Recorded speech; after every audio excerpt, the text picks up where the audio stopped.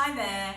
One of the roles of a leader is to motivate, to inspire, and an effective way to do that is storytelling. Storytelling is memorable, it touches your emotions, your imagination, and it's a very effective way to pass your message. So in this video, I'm going to talk about 6 steps you can use to construct and tell a story.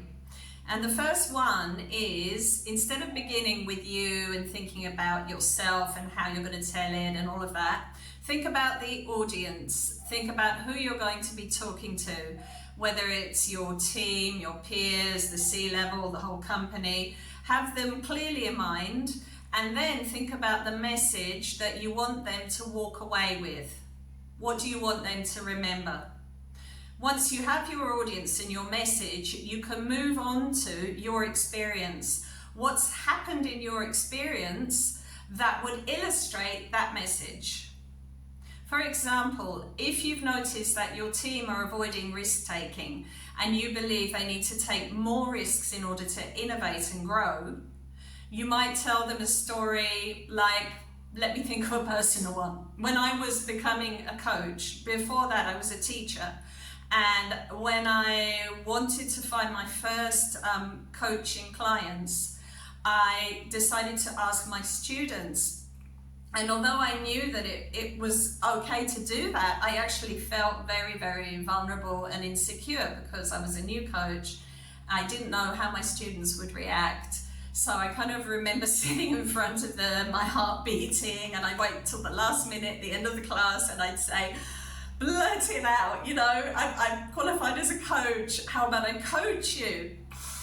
And well, sometimes I would be, very happily they'd say, yes, that's okay, I'll give you a try. But once I had someone in front of me and he said, oh, coaches, they think they're psychologists at work, but they're not. I don't believe in coaching.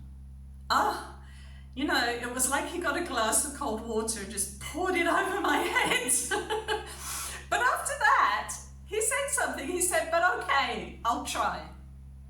I thought, my goodness, it's not just me taking a risk. It was him taking a risk and believing in me. So thank you. And like 10 years later, we're still together. And now we just coach, and it's wonderful.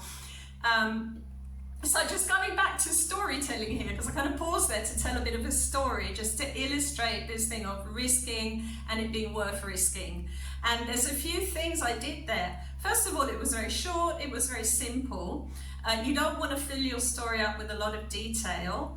A few details, the heart pacing, the cold water, but not a lot.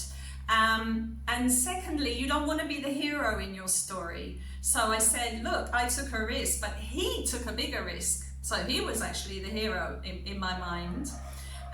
So don't make yourself the hero. Don't be there to show off, right? Be there to be vulnerable. And also choose a story that's kind of exciting, or make it exciting. There was that fear, there was that emotion, and there was that outcome, there was a surprise. So think about those factors. Now, I said 6 steps, right? Didn't I? So step 1, choose the audience. Step 2 is the message. What's the message? Step 3, find the story from your own experience.